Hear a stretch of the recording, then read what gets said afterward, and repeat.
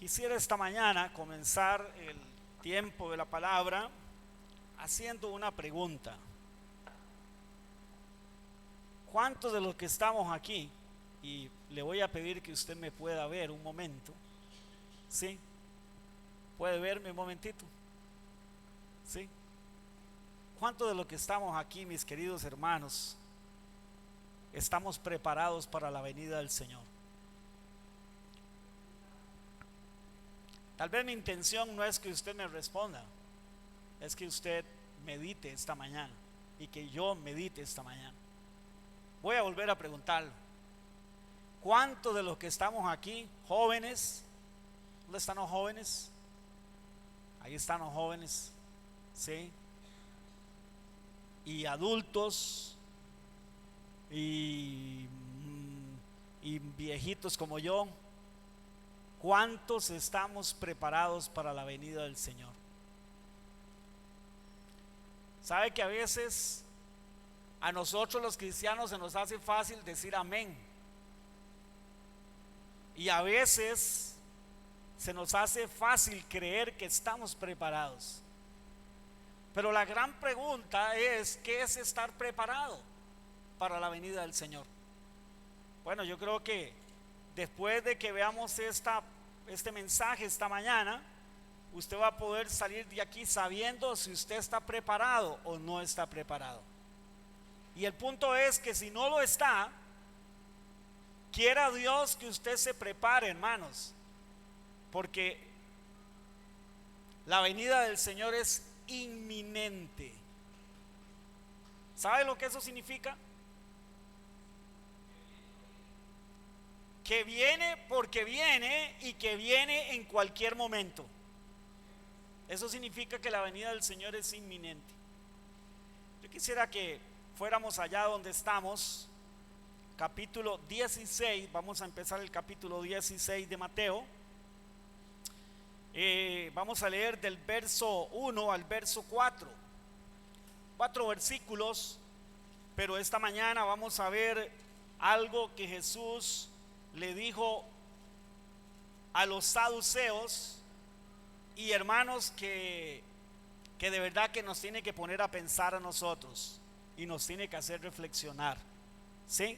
Nos tiene que hacer reflexionar y a la vez darnos esperanza, darnos fortaleza, darnos esperanza, darnos ánimo, que nuestra fe se fortalezca, que nuestra fe crezca y que en lugar de apocados y en lugar de disminuir nuestra fuerza, que nuestra fuerza en el Señor más bien aumente y vayamos más bien hacia adelante en lugar de quedarnos o retroceder, ¿sí? Dice la palabra del Señor en Mateo 16 del 1 al 4, dice así, lea conmigo: vinieron los fariseos y los saduceos, ¿para qué? Para reconocerle a Jesús como el Señor. No, para tentarle. Usted y yo entendemos lo que es tentarle, ¿sí? La intención que tenían en su corazón, tentarle, y le pidieron que les mostrase señal del cielo. Es como diciendo, si usted verdaderamente es quien dice que es, háganos ahora un milagrito, háganos un milagro del cielo, algo que esté relacionado con el cielo, y le creemos. Mas él respondiendo les dijo: cuando anochece decís buen tiempo. ¿Por qué buen tiempo? Porque el cielo tiene arreboles. Y por la mañana dice: hoy habrá tempestad, porque tiene arreboles el cielo nublado. Hipócritas, que sabéis distinguir el aspecto del cielo, mas las señales de los tiempos no podéis. La generación mala y adúltera demanda señal. ¿Pero qué dice? Pero señal no les será dada sino la señal del profeta Jonás.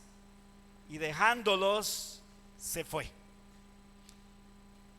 Vienen los saduceos, vienen los fariseos a Jesús para tentarle, diciéndole en un tono, en una forma aparentemente piadosa, ¿verdad? Respetuosa, piadosa, a decirle: queremos que nos hagas un milagro del cielo, obviamente con la intención de que si nos haces un milagro del cielo, pues nosotros vamos a creerte. Hoy vamos a hablar de Jesús y el entendimiento de las señales. Jesús y el entendimiento de las señales. Porque esto es el entender las señales y el acatar las señales que Dios ha puesto para este tiempo, es y tiene que producir en nosotros una reacción. Tiene que haber una consecuencia en nosotros. Y es cuando pregunto y digo que si estamos preparados. Porque yo creo que hace mucho tiempo la iglesia del Señor ha dejado de hablar de la venida del Señor, de la segunda venida de Cristo. Y no solo ha dejado de hablar de la segunda venida de Cristo, y si ha dejado de hablar es porque la iglesia se ha dormido en los laureles y la iglesia ha perdido la perspectiva que Jesús y los apóstoles dijeron que los cristianos teníamos que tener y cómo teníamos que vivir el día a día. Cuando usted y yo vemos las Sagradas Escrituras, mis amados hermanos y hermanas, la Biblia nos demanda que debemos de vivir esperando cada día y cada instante la segunda venida de nuestro Señor Jesucristo. Veamos un poquito del contexto de esto que estamos hablando en torno a lo que estas personas le dijeron a Jesús y lo que Jesús le respondió. ¿Sí? Veamos un poquito. ¿A qué señales de los tiempos se refiere Jesús cuando le dice a los saduceos y fariseos que ellos no entendían? ¿A qué señales?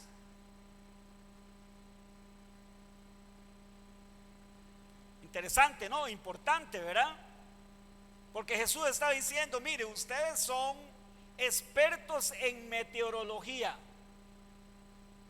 Y ahorita vamos a analizar un poco más eso. Pero ustedes son expertos en meteorología. Ustedes saben discernir por una sabiduría popular cuando va a llover al anochecer, o cuando va a llover al otro día, o cuando en ese día va a haber tempestad. Ustedes lo saben porque ustedes han aprendido a leer las señales del cielo. Pero hay algo que ustedes no saben discernir, no saben leer, no tienen entendimiento de las señales de los tiempos. Y saben, mis queridos hermanos y hermanas, si nosotros vemos el contexto donde está todo esto desde el Antiguo Testamento, tenemos que recordar que Dios había hablado muchas veces y de muchas maneras, como dice el autor a los Hebreos. Dios, habiendo hablado a nuestros padres en otro tiempo de muchas veces y de muchas maneras, ahora nos ha hablado por el Hijo. Dios había hablado de la venida del Mesías desde un principio. Desde el capítulo 3 del Génesis ya encontramos una mención de la salvación de Dios al hombre a través del Mesías. Dios dijo que de la mujer nacería uno, es lo que da a entender, que de la mujer, de la descendencia de la mujer, de Eva, nacería un ser humano, o sea, alguien, ¿verdad?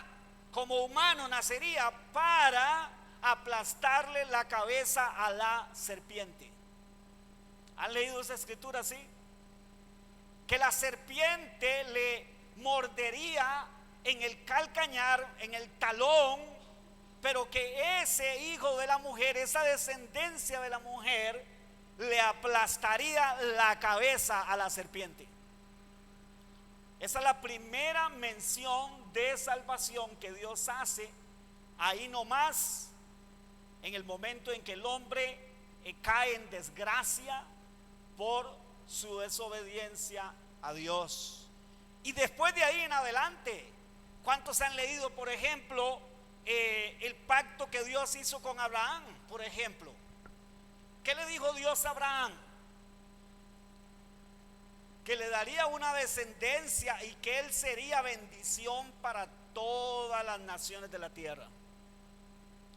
Y sabe que cuando usted y yo analizamos esas palabras que Dios le dijo a Abraham, nos damos cuenta que el único que podía realmente de la descendencia de Abraham cumplir esa profecía era Cristo el Señor. El único que podía cumplir eso. Abraham no podía ser él como persona, pues a los pocos años murió, y de su descendencia nació una nación llamada Israel. Pero imagínense que si estuviera hablando de la nación de Israel, el asunto hubiese fracasado, porque Israel no fue quien Dios dijo que tenía que ser. Israel estaba para testimonio al mundo, e Israel no dio testimonio al mundo, todo lo contrario. Más bien se enredó en los negocios del mundo y terminó viviendo como el mundo. Y hasta el día de hoy ha rechazado al Mesías, ha rechazado a la descendencia de Abraham. De hecho, si usted y yo leemos en la carta a los Gálatas, Pablo dice que la descendencia de Abraham, o sea, el Isaac, es Cristo Jesús el Señor. Entonces, cuando Dios le promete esto a Abraham, Dios lo que está diciendo: de esa descendencia humana que yo te voy a dar, van a ser el Cristo, y el Cristo es el que va a ser bendición para todas las naciones del mundo. Qué hermoso, ¿verdad? Qué maravilloso.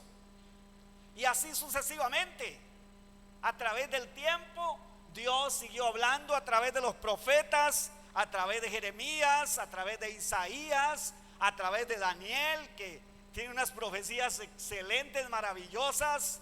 He estado en estos días meditando en esas profecías junto con Apocalipsis, y es algo extraordinario.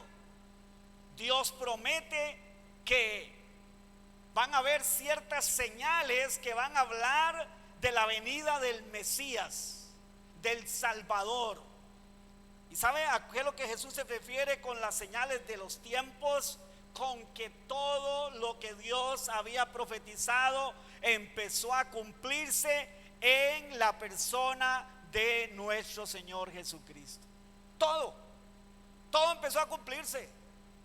Mire, leemos a Isaías y leemos, por ejemplo, que dice que Él haría que los ciegos vieran, que Él haría que los cojos caminaran, anduvieran, saltaran, que Él anunciaría a los pobres el evangelio, que Él quitaría el manto de luto y daría manto de alegría, etcétera, que abriría la puerta de la cárcel a los presos, etcétera, etcétera, etcétera.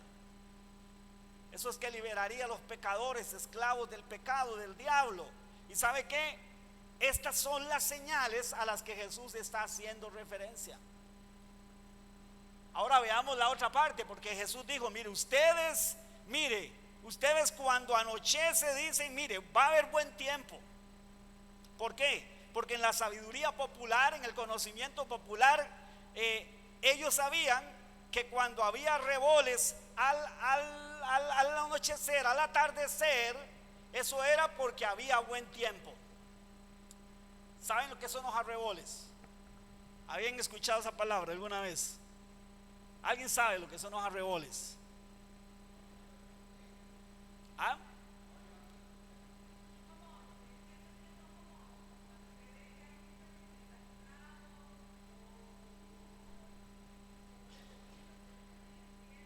Eso sí. Cuando usted y yo vemos, por ejemplo, lo que llamamos nosotros celajes, ¿sí? Celajes, ¿sí? ¿Sí, mi hermano? Perdón.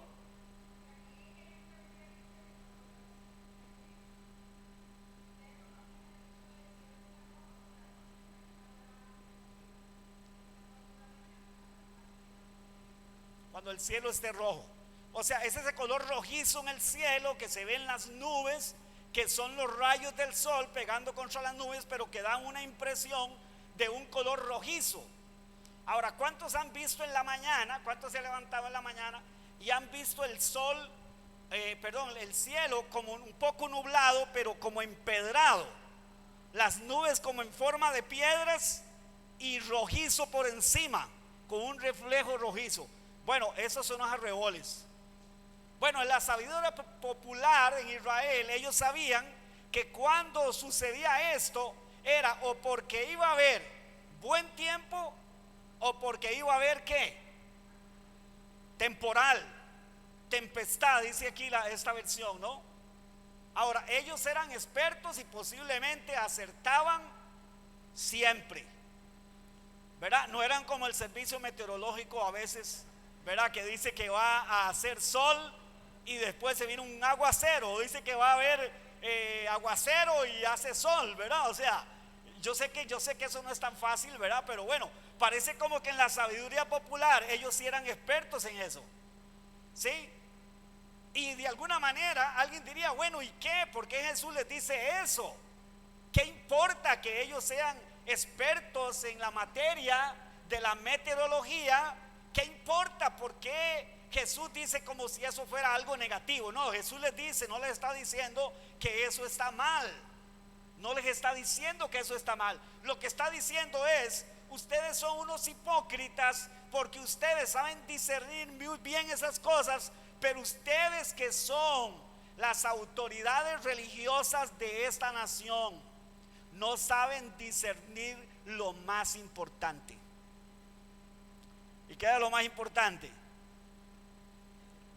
Las señales de los tiempos. ¿Usted sabía que Dios ha dejado señales desde un principio y hasta el fin de los tiempos? Hay señales, habían señales para anunciar que el Mesías venía, y hay señales para decir cuándo Él viniera y quién Él era, y hay señales para decirnos cuándo Él vuelve por segunda vez. La gran pregunta es, mis queridos hermanos y hermanas, ¿será que nos está pasando igual que a estos señores? ¿Será que nos esté pasando a algunos de nosotros o a nosotros como iglesia, como personas que decimos que somos cristianos, que nos esté pasando como a estas personas? ¿Sabe que yo me he dado cuenta que hay cristianos que les cae mal que usted les hable de la segunda venida de Cristo? ¿Les cae mal? Se molestan, se les puede ver a veces en la misma cara y en los gestos que hacen cuando usted les habla de la segunda venida del Señor. Y hasta he escuchado a personas decir, ay, el Señor va a venir cuando Él quiera venir. Ya como diciendo, deja de estarme diciendo eso. Bueno, yo creo que eso es evidencia, sin entrar a juzgar el corazón, que solo Dios puede juzgarlo. Eso yo creo que es evidente de que esa persona no está preparada.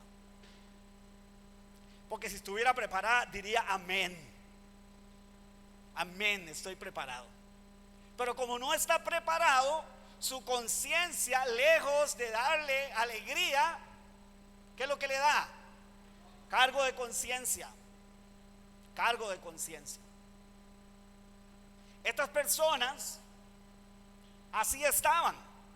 Estas personas eran expertas en meteorología, eran expertas en cosas que tenían que ver con la vida, con el diario vivir. Es como lo mismo que Jesús dijo, que en los días de su venida sería como en los días de Noé. Tal vez alguien dice, sí, ya sé, Noé, claro, el pecado, la maldad. No, Jesús no mencionó eso. No mencionó el pecado, por supuesto que está incluido, pero Jesús no mencionó el pecado. ¿Qué dijo? casándose, dándose en casamiento, bebiendo.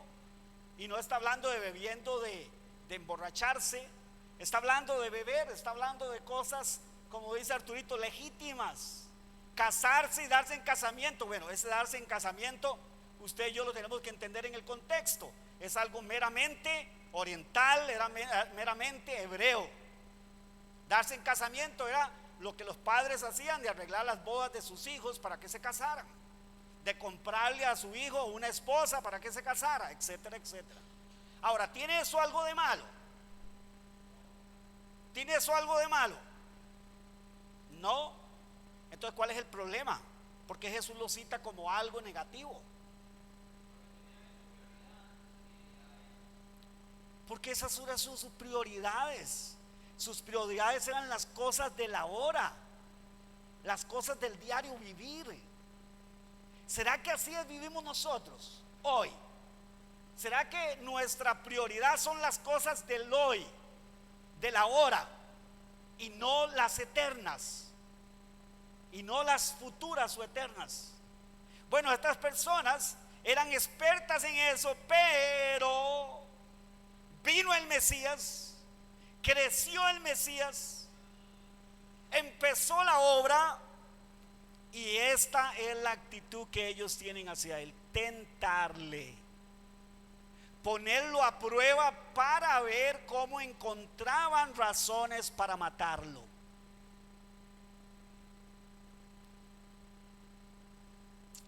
Yo creo, mis queridos hermanos, sin temor a equivocarme, que la mayoría de las personas que hoy dicen ser cristianas no están preparadas, hermanos.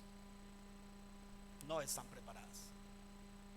Y aquí yo no estoy hablando de algo que me parece que ha sido característico a veces, que por cierto, luego cuando lleguemos ahí, no sé cuándo, capítulo 25 de Mateo, te podrá entender que vamos a orar un poco para llegar ahí, pero vamos a llegar. Si el Señor no ha venido, y si Él no me ha llevado, y si Él me lleva, pero alguien lo sigue, hermano, pues van a llegar. Sí, ahí vamos a llegar en algún momento. Cuando lleguemos ahí, capítulo 25 de Mateo, por ejemplo,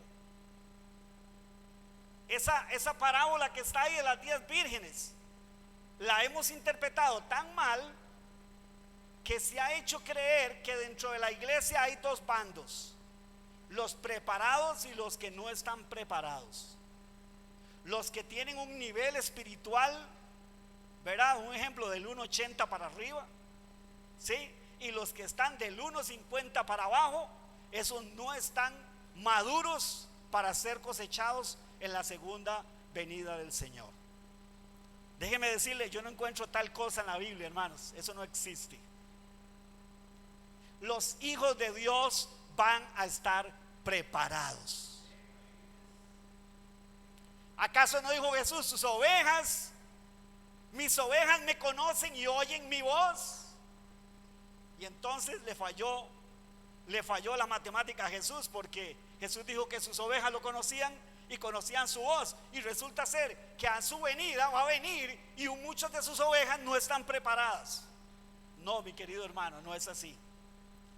Posiblemente lo que esté pasando es que mucha gente que dice que es cristiana no lo es, y por eso no está preparada. Valga esto para ponernos a pensar, ¿no? Quien es hijo de Dios, quien tiene el Espíritu Santo se encarga de prepararlo. Se encarga de prepararlo. Entonces estas personas eran muy entendidas en muchas cosas, entre esas el del cielo, el de poder leer las señales del cielo, ¿verdad? Pero no podían leer. No podéis, dice Jesús. Y ese no podéis es porque no tienen el corazón, porque no tienen la mente y el corazón preparados, listos para poder ver lo que ha sido y es tan claro: el cumplimiento de las señales de los tiempos. Vino el Mesías, creció el Mesías, empezó su obra, está ya aquí terminando su obra, Y todas estas personas, hermanos, están detrás del palo. Y más bien son sus enemigos. Y más bien están viendo a ver cómo lo matan. Y ahora vienen a tentarlo. Ahora vienen a decir: si nos hicieras una señal del cielo, ¿verdad? ¿Y qué dijo Jesús? Mire, a ustedes, generación mala, no les será más dada ninguna señal.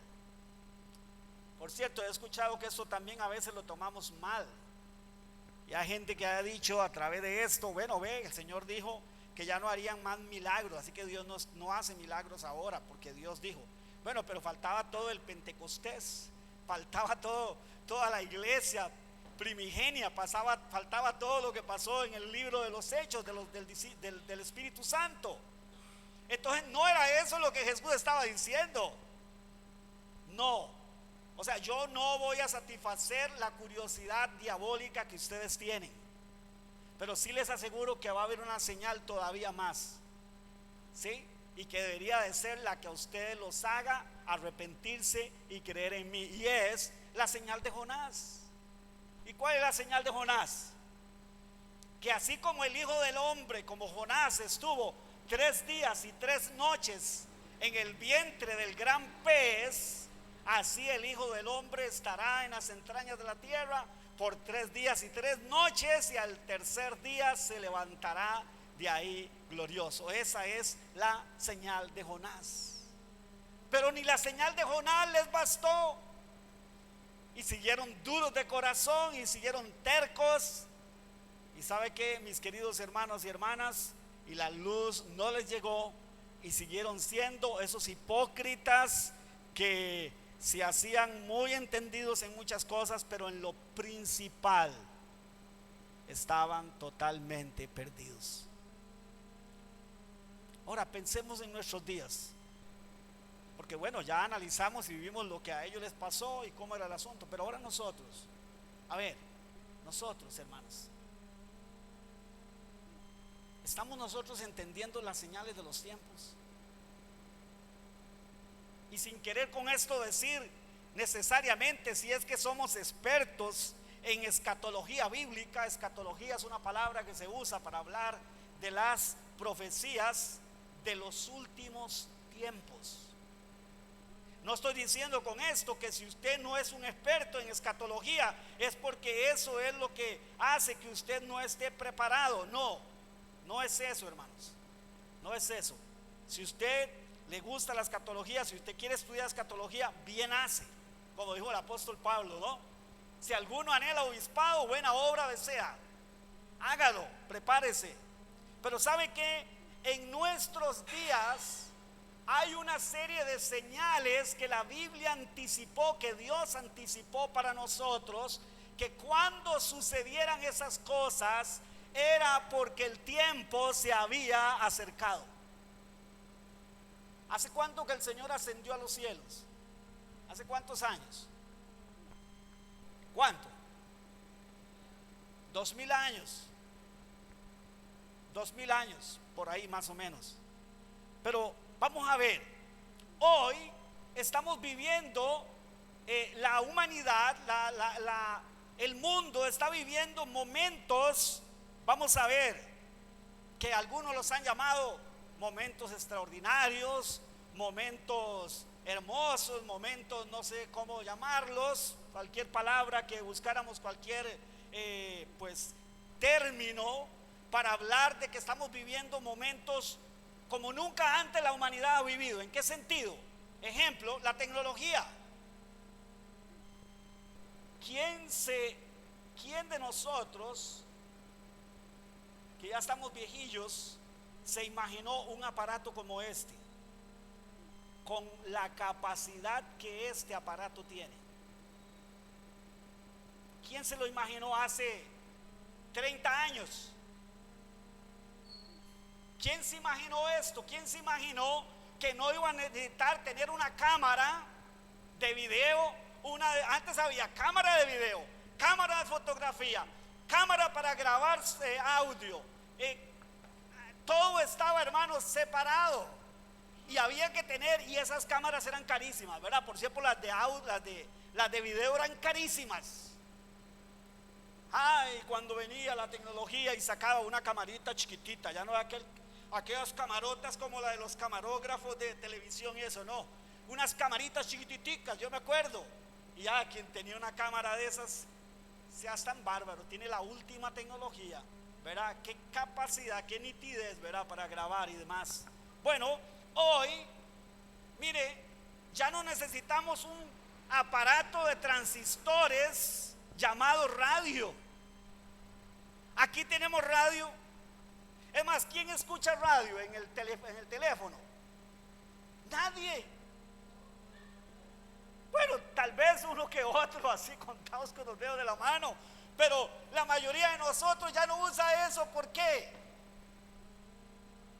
Bueno, pocas personas escuchan radio.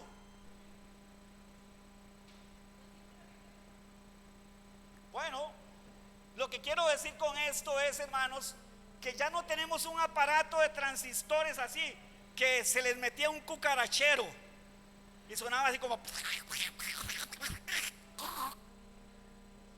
Ya no. Ahora tenemos el super teléfono inteligente y él tiene todo. Es más, le hablamos y él nos responde. ¿Sí? Le hablamos y él nos responde y él nos dice, bueno, le encontré esta información. Ella nos dice ahí donde hay una gasolinera cercana, donde hay un museo, no sé, etcétera, etcétera, etcétera. ¿Cierto o no que la tecnología, el hombre ha avanzado y ha crecido en sabiduría? ¿Cierto?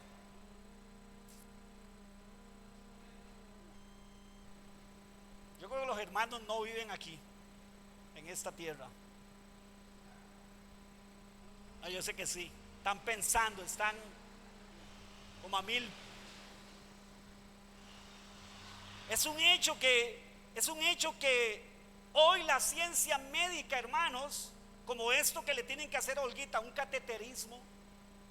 ¿Usted sabe qué tenían que hacer antes para poder hacer eso?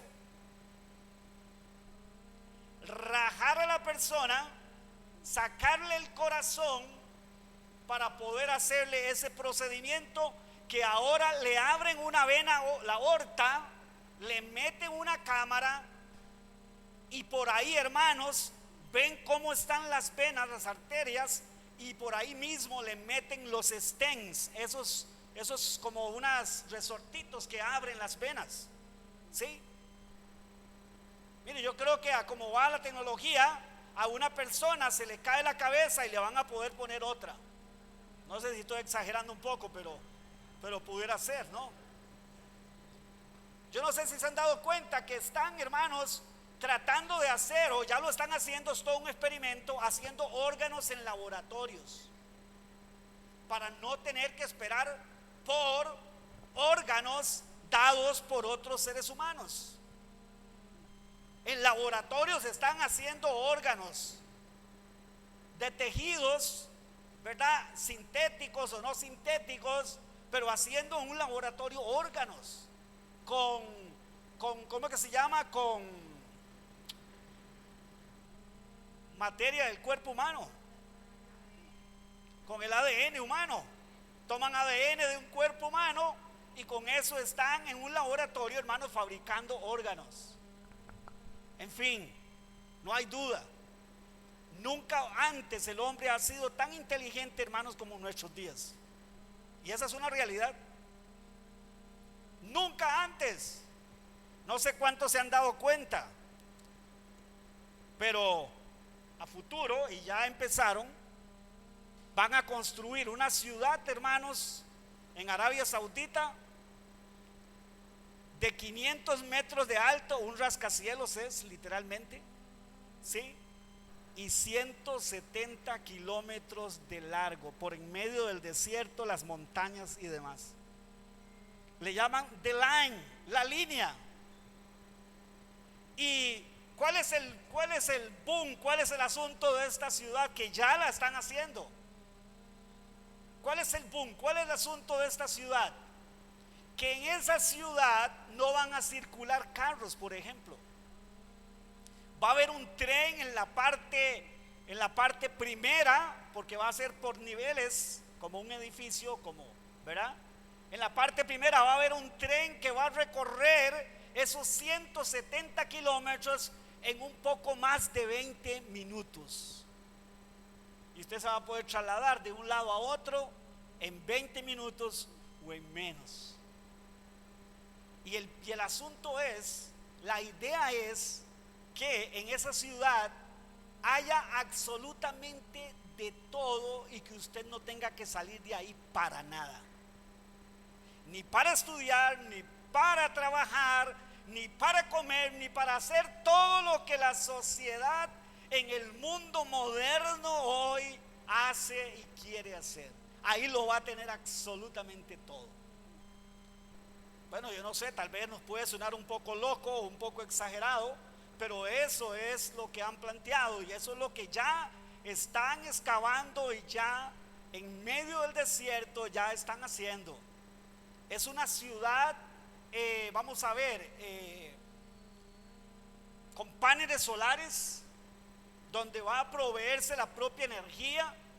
Van a sacar agua del mar porque está cerca, va a llegar cerca del mar Rojo, por cierto.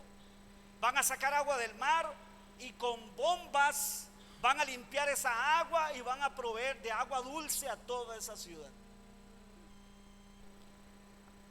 No sé si todavía nos suene como un poco de fantasía, pero pregunto, ¿será que lo puede hacer el hombre?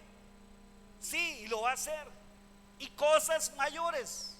Y si el Señor no ha venido, posiblemente de aquí a un poco de tiempo empiecen a ver, ya de hecho que ya han hecho los prototipos, los carros voladores, que ya no anden por la calle, ya no anden sobre llantas, sino volando.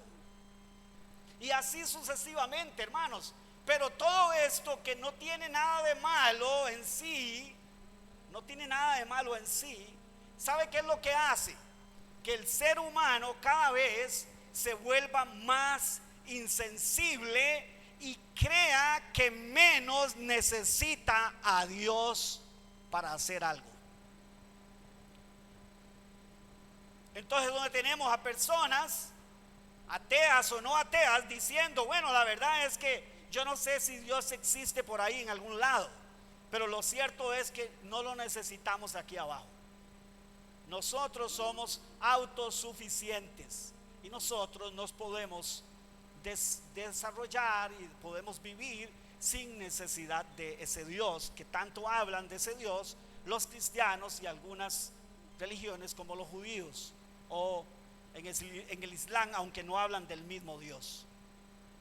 Alá no es el Dios Jehová de los ejércitos, no sé si lo sabían. Alá era un Dios pagano. Y Mahoma, ¿qué fue lo que hizo? Claro, él lo declaró como el único Dios, pero si usted estudia la historia, Alá no era el Dios Jehová de los ejércitos. Alá era un Dios que ya tenían las tribus árabes, es un Dios pagano. Solo que las tribus árabes decían, bueno, Alá es el Dios mayor, es el Dios principal. Y de ahí tenemos todos estos otros dioses y tenemos a Alá también. Pues ¿qué hizo Mahoma? Tomó a Alá como el Dios principal y dijo, bueno, esta va a ser la religión, ¿verdad? Monoteísta, de un solo Dios. Eso fue lo que Mahoma hizo. En fin, hermanos, hoy estamos viviendo días donde usted se ha dado cuenta que el hombre menos es donde quiere saber algo de Dios, donde Dios ha venido a ser una idea, un concepto meramente humano y ridículo a la vez. Ridículo a la vez. Solo basta, por ejemplo, ver lo que organizaciones como la OEA, ¿sí?, o otras organizaciones de América o del mundo están haciendo, por ejemplo, con esto de la agenda mundial. ¿Alguien ha escuchado algo de la agenda mundial? A veces la mayoría de nosotros no, hermanos, esas cosas no las oímos, no las investigamos, no analizamos, porque a veces nos comemos el cuento de algunos cuantos por ahí que dicen que todo eso no son más que inventos. Pero oiga, está comprobado que hay una agenda mundial, y en esa agenda mundial hay ciertas cosas, ciertas directrices, ciertas cosas donde estas organizaciones y el gobierno del mundo está apuntando y nos está llevando al mundo por ahí, pero no a nosotros. No a nosotros, hermanos. No a los hijos del Señor. No a los que saben leer las señales de los tiempos y a los que saben hacia dónde es que todo eso está llevando, hacia dónde todo esto va. Yo no sé si ustedes saben, por ejemplo, qué es la ONU o qué es la OEA. Ajá, pero no sé si ustedes saben cuáles son los objetivos de estas organizaciones. ¿Sí? Por ejemplo, la ONU, entre los objetivos que tiene, es la organización principal para mantener la paz y la seguridad internacional.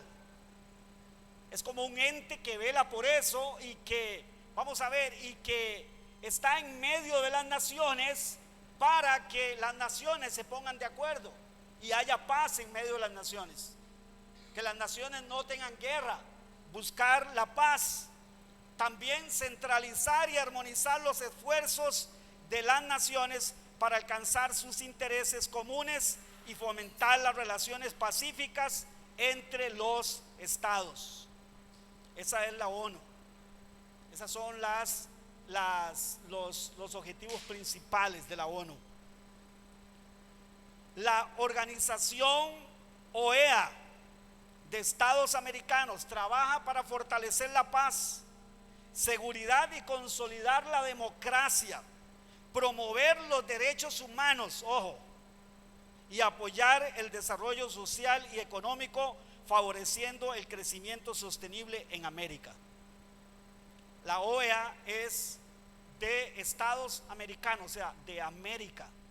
Es una asociación, es una organización para las naciones de América, que entre otras cosas, su lema es, por ejemplo, los derechos humanos, y que en algún momento de la historia ha hecho cosas buenas por los derechos humanos, ha influido para abolir, diríamos, no me atrevería a decir totalmente, porque hay en algunos lugares del mundo todavía donde existe la esclavitud, pero una de las cosas que ha hecho esta organización es ayudar a erradicar esas cosas, como lo era, por ejemplo, la esclavitud de las personas. Entonces eso está bueno. Ayudar a que las mujeres pudieran votar, aunque no fue exactamente esta organización, pero ha contribuido, ha colaborado, es lo que quiero decir. Pero déjeme decirle que en el último tiempo estas dos organizaciones más los gobiernos de las naciones, no solo de América, de Europa y del resto del mundo, se han concertado, mis queridos hermanos, para una agenda mundial. Y si no lo sabía, sépalo, abra sus oídos, abra su corazón, abra su mente, hermanos, porque esto ya es sabido y esto es real. Esto no es un cuento. El mundo se prepara para una agenda mundial, para tener una agenda mundial. Y entre las cosas que esta agenda mundial, mis queridos hermanos y hermanas, ha tenido y tiene, es una nueva ideología en asuntos sexuales, en asuntos de género, que es lo que estamos nosotros escuchando, que es lo que estamos oyendo ahora, este asunto que se han unido las feministas, los abortistas, el LGTB y no sé cuánto más, y toda esta gente, hermanos, junto con estas organizaciones, están y han hecho una agenda, hermanos, por la cual están no queriendo, es llevando al mundo ya. Y usted dirá tal vez, pastor, ¿y qué tiene que ver esto con las señales de los últimos tiempos? Ese es el problema, que si no conocemos las señales de los últimos tiempos en la palabra de Dios, en las escrituras, entonces no vamos a poder leer lo que está realmente sucediendo en el fondo. ¿Qué tiene esto que ver? ¿Qué tiene esto que ver con que hagan una agenda mundial? Mire, ¿acaso no ha leído usted conmigo? Y lea por favor ahora ahí su Biblia, segunda de Timoteo, capítulo 3, verso 1 al 3.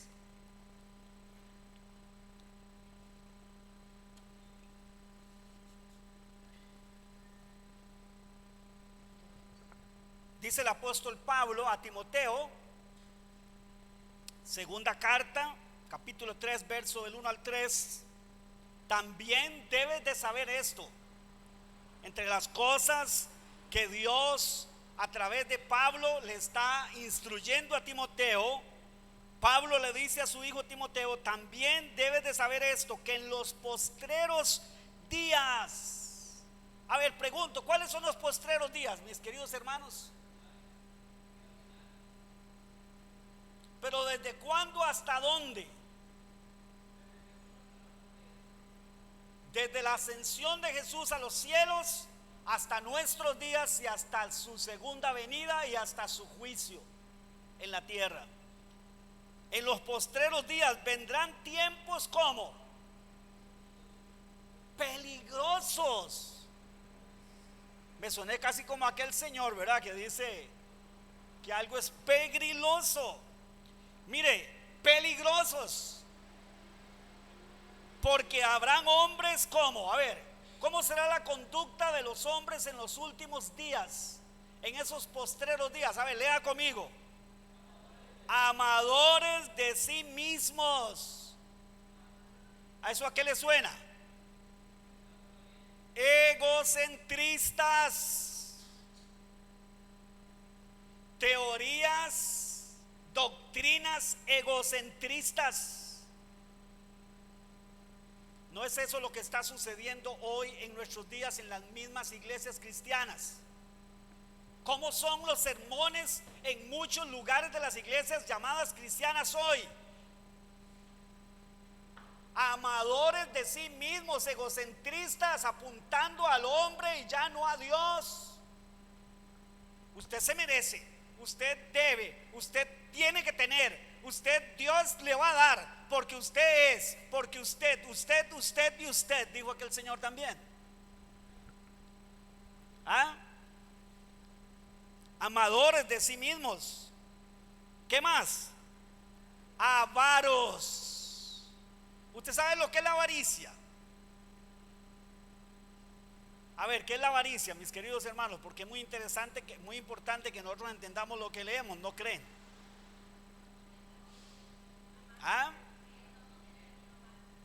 No contentamiento con el dinero. Puede ser en parte. Amantes del dinero, sí, también en parte, pero propiamente la avaricia consiste en el amor al dinero para hacerlo Dios. La avaricia es coronar a la riqueza como mi Dios. Si tengo riqueza, estoy seguro y estoy bien. Si no tengo riqueza, estoy arruinado. A ver, no es esa las predicaciones, no es esa las enseñanzas dentro de la iglesia hoy. Que si usted es pobre, usted no es de Dios y usted no tiene la bendición de Dios si usted es pobre. No es eso, hermanos. O estamos ciegos, perdón. Estamos ciegos. No estamos viendo lo que dice. Mire, avaros, vanagloriosos. ¿No es esto lo que estamos viendo a un montón de supuestos líderes religiosos o no religiosos, vanagloriosos, que lo que andan buscando es vanagloria, lo que andan buscando es la gloria de este mundo, es la aprobación, es que las masas los tengan como sus líderes, como sus todo, ¿verdad? Como sus pastores, como sus apóstoles, profetas y demás. No es eso. No es eso lo que estamos viviendo, mis queridos hermanos. Soberbios. Siga leyendo conmigo. Soberbios. Eso es gente soberbia. No estamos viendo, hermanos, a nivel mundial político, gente soberbia. Por ejemplo, yo sé que tal vez a alguno no le va a parecer lo que voy a decir, pero este señor de Rusia, por ejemplo, es un soberbio. Presidentes de Estados Unidos soberbios. Se creen los dueños del mundo, hermanos. Soberbios. Blasfemos. Blasfemos. Diciendo cosas en contra de Dios. ¿Usted ha escuchado a Richard Dawkins o Dawkins? ¿Lo ha escuchado? Científico ateo de la Universidad de Oxford, Inglaterra, debatiendo acerca de Dios. ¿Lo ha escuchado? Le aconsejo que lo haga. Ese es uno de estos, soberbio, blasfemo. Se burla de los cristianos, se burla de la doctrina cristiana, se burla de Dios. Y dice que a él le parece que hasta da asco ese Dios que nosotros presentamos. Escuche, hermano, que a él le da asco y le parece ridículo ese Dios. Que ese Dios, siendo quien nosotros decimos infinito, esté tan preocupado por lo que nosotros hagamos aquí abajo y le llamamos pecado, al punto que él sí mismo se torturó para supuestamente liberarnos de ese pecado. Que eso da asco y eso es ridículo. Blasfemos, desobedientes a los padres. A ver, padres, ¿han visto ustedes una conducta en el último tiempo algo parecido a eso? Sí, déjeme decirle, si en este momento muchos hijos son y tienen esa característica de ser desobedientes a los padres, déjeme decirle, esto apenas está empezando, mis queridos hermanos y hermanas. Eso apenas está empezando, porque esa es la conducta de los últimos tiempos, de los hombres de los últimos tiempos. Ingratos, impíos. Impíos es contrario a la piedad, o sea, al vivir según Dios. Impíos, sin afecto natural. Oiga, el ser humano desde que fue creado tiene un afecto natural, tiene un amor natural. Por eso se parece a Dios, puede amar. Pero dice Pablo que en los últimos tiempos los hombres van a ser sin afecto natural. O sea, ese amor, ni siquiera ese amor humano va a aparecer en el corazón y la mente de estas personas. ¿Qué más dice? Implacables. No tenemos tiempo para analizar cada una de las cosas detenidamente. Implacables, calumniadores. ¿Qué más? Intemperantes. ¿Sabe lo que eso es? Gente intransigente, sin templanza, sin equilibrio. Libertinos, crueles, aborrecedores de lo bueno, traidores, impetuosos, infatuados. ¿Sabe qué es ser infatuado? Sin entendimiento, sin tener buen juicio. Pero un juicio, no estoy hablando de un juicio humano, estoy hablando del juicio que proviene de Dios. El juicio que una persona puede tener por medio de la sabiduría divina. Sin entendimiento y buen juicio. ¿Qué más dice?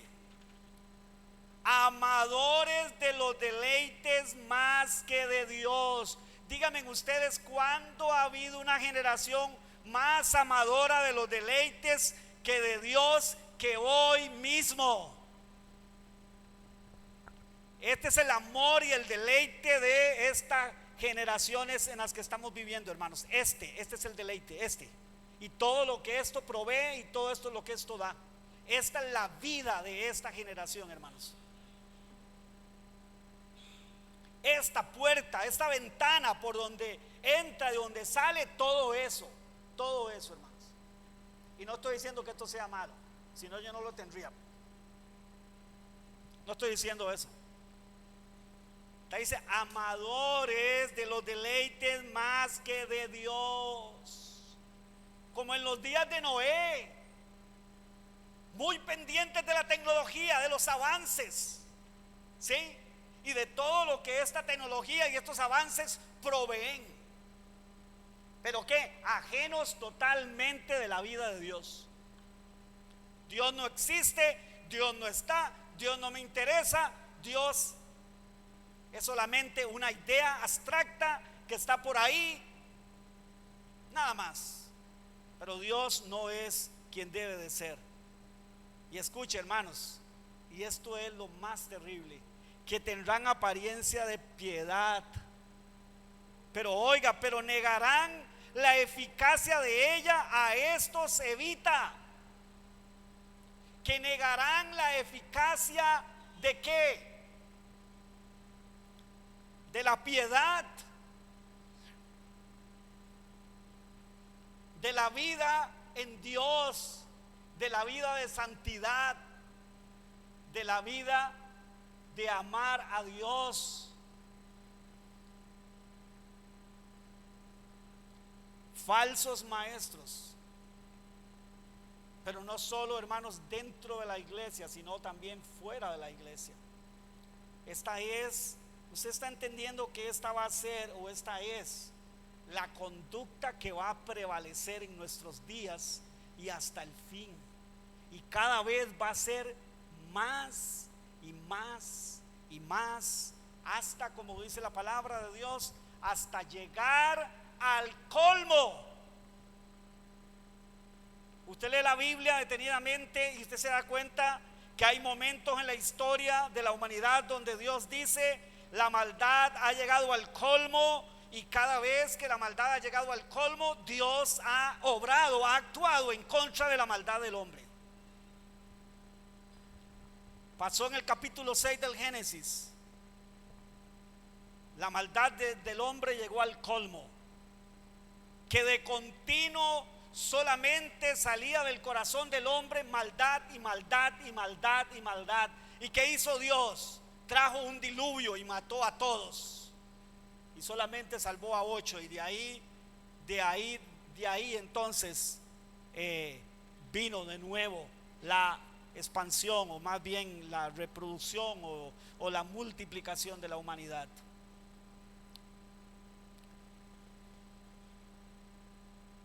Dos ciudades o 4 ciudades, nosotros siempre hablamos solamente de 2, Sodoma y Gomorra, pero ahí estaba Cebollín, y ahí estaban otras ciudades también que fueron quemadas, destruidas. ¿Por qué? Porque llegó al colmo la maldad. Y luego Canaán, las naciones de Canaán. ¿Quién sabe por qué Dios destruyó a las naciones de Canaán y llevó a Israel para poseer esa tierra y entregó en manos de los israelitas la tierra de Canaán? ¿Alguien sabe por qué Dios lo hizo? ¿Ha leído usted detenidamente por qué Dios lo hizo? Porque llegó al colmo la maldad de esas naciones. Y el colmo es la medida de Dios, dice, donde Dios dice: aquí no pasan, aquí no pasas.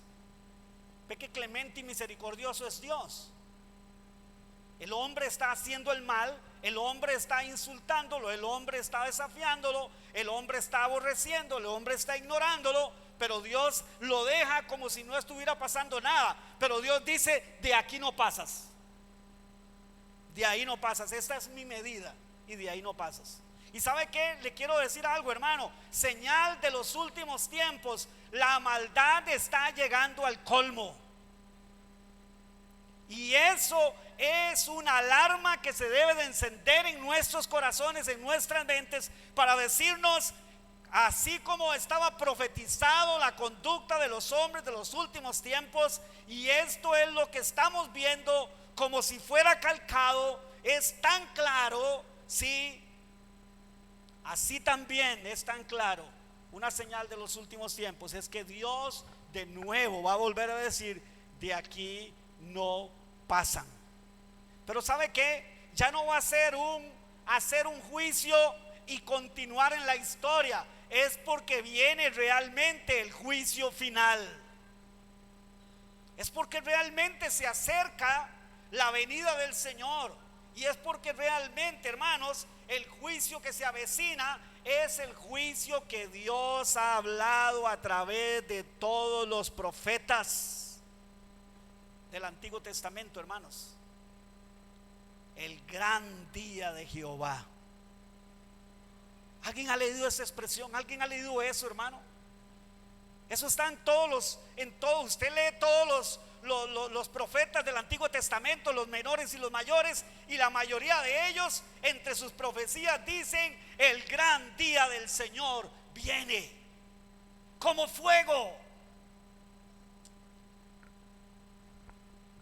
¿Alguien ha leído en las profecías de Daniel, hermano? Después de que Dios le habla a Daniel, ya con esto acabo, después de que Dios le habla a Daniel y le muestra en un sueño, le muestra los 4 imperios principales que iban a gobernar el mundo antes de que viniera el gobierno del Mesías. Y entre las cosas que Dios le enseña y le muestra a Daniel es que Él le pondría fin a esos gobiernos, y que un gobierno o un imperio sería usado por Dios para destronar al otro, y otro para destronar al otro, y así sucesivamente hasta los 4 imperios. El imperio romano, porque luego del imperio romano, hermanos, está pegada la profecía del gobierno eterno del Mesías. Y no sé cuántos saben que hace bastante tiempo, 500 y más años, que el gobierno del imperio romano, hermanos, fue avasallado, fue vencido. Y saben que esa profecía dice: y fueron puestos tronos. Es la misma escena de Apocalipsis 4 y Apocalipsis 5. Es la misma escena. Compárelas para que vean. Es la misma escena. Fueron puestos tronos. Allá en Apocalipsis 24 tronos, dice Apocalipsis, dice Juan. Aquí dice: fueron puestos tronos. Y vino un anciano y se sentó en uno de esos tronos, en su trono. Y dice que la apariencia de ese anciano era que su pelo era tan blanco como la lana, y sus vestidos tan blancos como la nieve. Y dice que su trono era de fuego, y las ruedas de ese trono como fuego ardiente, y que delante de él sale un río de fuego ardiente. ¿Sabe lo que eso es? ¿Sabe lo que eso representa? El juicio, la ira del Dios Todopoderoso, hermanos, que está a punto de derramarse sobre esta tierra. Las señales son claras. La próxima semana vamos a hablar de la apostasía. Hoy solamente he mencionado algo, pero la próxima semana vamos a hablar de la apostasía, porque vamos a ver que luego Jesús, hablando con sus discípulos, les dice algo que tiene que ver con la levadura de los fariseos. Y resulta ser que ellos creen que Jesús los está regañando porque no llevaron pan. Y ellos dicen: nos está regañando porque no trajimos pan. Y Jesús dijo: ¿Ustedes son insensatos o qué? Faltos de entendimiento. ¿Ustedes no se acuerdan lo que yo hice cuando no había pan? ¿Cómo alimenté a 5,000 y a 4,000 hombres? ¿Cómo hice ese milagro? Ustedes son insensatos. O sea, ustedes creen que yo los voy a regañar porque ustedes no hayan traído pan. Entonces entendieron que les estaba hablando de la doctrina de los fariseos y de los saduceos. La doctrina de los fariseos y los saduceos definitivamente, hermanos, representa la apostasía. Estas personas llevaron la doctrina divina, la doctrina bíblica, la llevaron a la apostasía. Hoy esta es una de las señales principales de que la venida del Señor, hermanos, está cerca, la apostasía. Es el torcer la verdad de Dios al antojo para vivir a mis anchas y a como yo quiero vivir. El abandono total de la verdad por la mentira. No es solamente como algunas personas han dicho o creen, que la apostasía es el irse de la iglesia o el irse del evangelio de manera rotunda. Eso es apostasía, el alejarse de la verdad. Pero déjeme decirle que en los últimos días va a parecer como que la gente no se ha ido, porque van a haber iglesias, o hay iglesias ya que son apóstatas. Ya dejaron el evangelio atrás, ya dejaron la verdad atrás. Lo que están viviendo es una mentira, es un engaño, hermanos. La próxima semana vamos a hablar de eso. Jesús nos habló, mis queridos hermanos, de ser entendidos en las señales de los tiempos. Digo esto y oramos. Ser entendido en las señales de los tiempos, déjeme decirle, no es que usted se sepa todas las señales y que usted diga, mire, señal 35 cumplida, mire, señal. No es eso, hermano, no es eso. Eso no es ser entendido en las señales. Hay gente que ha caído en todo eso y está cayendo en todo eso. Y por caer en todo eso, hasta le han puesto fecha a la venida del Señor. Cuando Él dijo que eso, el día ni la hora, nadie lo sabe. ¿Qué nos dejó el Señor? Señales. La maldad acrecentándose en la humanidad, eso es una señal. La apostasía, porque no vendrá, la otra semana vamos a ver, porque no vendrá el Señor, no vendrá el Señor sin que antes se manifieste la apostasía y el hijo de perdición, el anticristo. Algunas personas creen que el Señor va a venir, que cuando el anticristo venga ya el Señor había venido por su iglesia y ya su iglesia no va a estar aquí. Hermanos, sorpresa, no es así, no es eso lo que dice la Biblia. La iglesia va a estar aquí y va a tener que enfrentarse al anticristo, hermanos. Y si usted ha leído algo del anticristo, se va a dar cuenta que Dios le va a dar cierto poder al anticristo para en algún sentido vencer a los santos, hacerles daño, hermanos, persecución, muertes por el anticristo. Pero antes, la apostasía. Padre bueno, en esta mañana te pedimos, Señor, que nos ayudes, Señor. Ayúdanos a leer los tiempos y a no estar entretenidos, Señor, solo en la tecnología, en la ciencia de este mundo, Señor, que no es que en sí sea mala. El pecado, según tu palabra, Señor, es que estemos tan concentrados en eso y desatendiendo, Señor, las señales de los tiempos y no dándonos cuenta, Señor, cuán apremiante son estos tiempos. Cuán apremiante, Señor, es hacer tu voluntad. Cuán apremiante, Señor, es tomar esto en serio, Dios, y volvernos a ti de todo corazón y vivir, Señor, para ti, Padre. Esa pregunta que hicimos al principio, que cuántos de nosotros esperamos tu venida, Señor. Tal vez la mayoría de los que estamos aquí dijimos, sí, yo la estoy esperando. Tal vez ahora, al empezar a hablar de esto, Señor, nos demos cuenta que no estamos tal vez preparados, porque no estamos, Señor Dios, haciendo énfasis en lo eterno, sino solo en lo temporal. Porque tal vez estamos como los fariseos y los saduceos, porque tal vez estamos como en los días de Noé, Señor, solo comiendo, bebiendo, dándonos en casamiento, casándonos, haciendo cosas de esta vida, Señor, que no son malas, que no tienen nada de malo, pero que nos entretienen y nos roban la atención, Señor, de Dios, de concentrarnos en lo eterno, en lo que viene, Señor. Esta mañana te rogamos, Dios, ayúdanos, Padre. Despierta como obraba ahora mi hermano, despierta tu iglesia, Dios. Despierta a los que son tuyos, Señor, porque tu palabra dice que tus ovejas te conocen y escuchan tu voz, Señor. Señor, permítenos escuchar tu voz. Que esta mañana no nos vayamos para la casa ni en un estado de alerta, ni en un estado, Dios, Señor, de shock o de, no sé, con alguna actitud, Señor, incorrecta, sino, Dios, con una actitud, Señor, de temor reverente a ti, Señor. Y sobre todo de arrepentimiento. Y sobre todo, Señor, de volvernos a ti con todo el corazón, Señor. De poder leer los tiempos, las señales de los tiempos.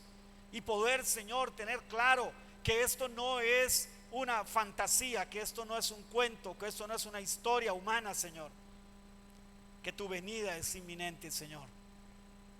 Ayúdanos a prepararnos, Dios. Que tu Espíritu Santo alerte a los que son tuyos, Señor. Que tu Espíritu Santo, Señor Dios, redarguya de pecado a los que son tuyos y los traiga al arrepentimiento, Señor.